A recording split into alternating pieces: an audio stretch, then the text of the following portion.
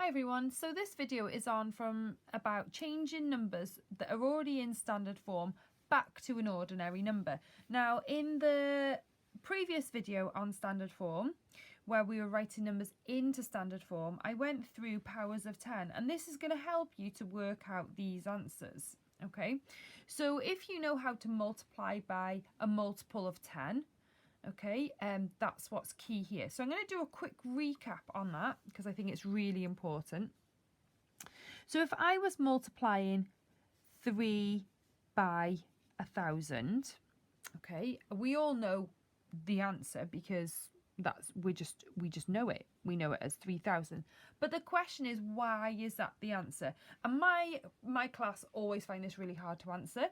They tell me that you add zeros, and I give my shocked face because I don't like it like that.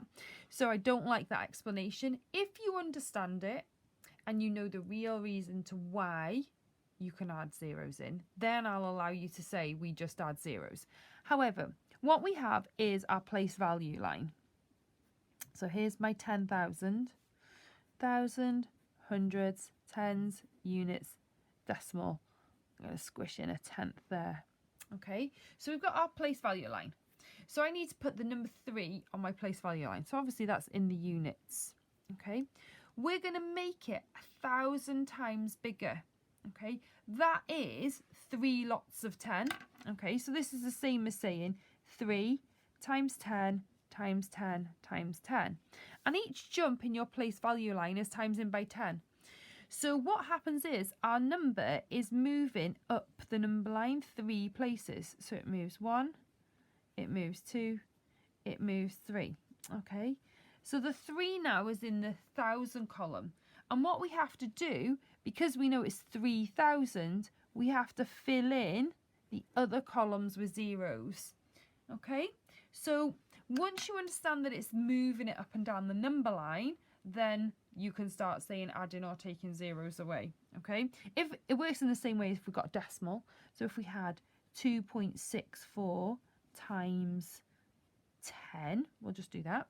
Okay, so we would have 2.6. We'll imagine that my next one's by there, 4. Okay, and they each, because it's times by 10, they're each going to move 1 place up. So the 2 is going to jump to the tens, the 6 is going to jump to the units, my decimal, and my 4 is going to jump to the tenths. So that one would be 26.4.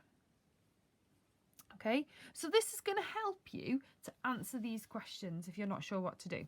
Okay, so if we're timesing by 10 to the power of 7, that's the same as saying 6 times 10 million.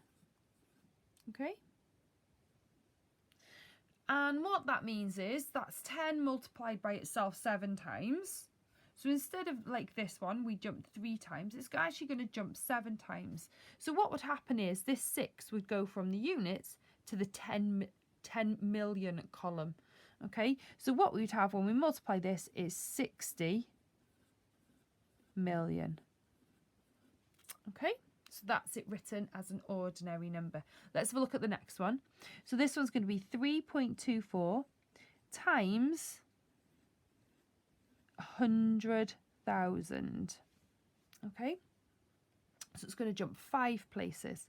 So what we're going to have is, remember we've got this 2 and the 4 this time. So if it jumps 5 places, it's going to be 324,000. So this is where you need to be careful and not just think that you add in zeros. If you're not sure, put it on your number line and actually move it and see what happens.